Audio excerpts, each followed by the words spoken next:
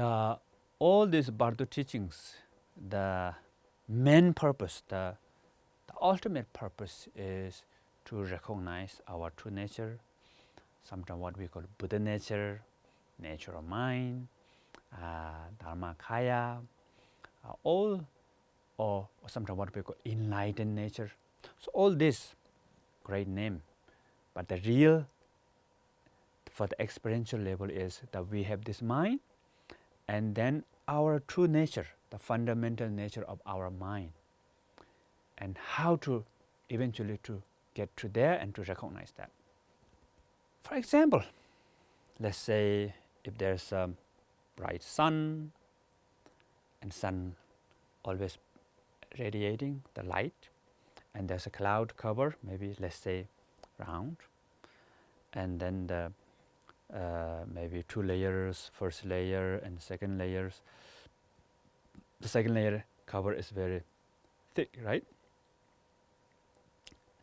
And then the first layer of the cover is less thick. So even though second layer, the cloud is thick, but still some light you can see, light reach out there. So our true nature, the Buddha nature, is like sun.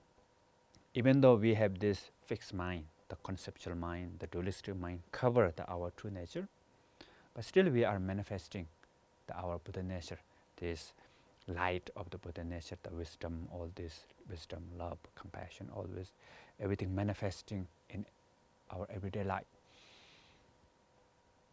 So the particular moment in between the Bardо, and these are the like this cloud, kind of like having a little bit gapped, cracks. So during this crack, then the sunlight manifests.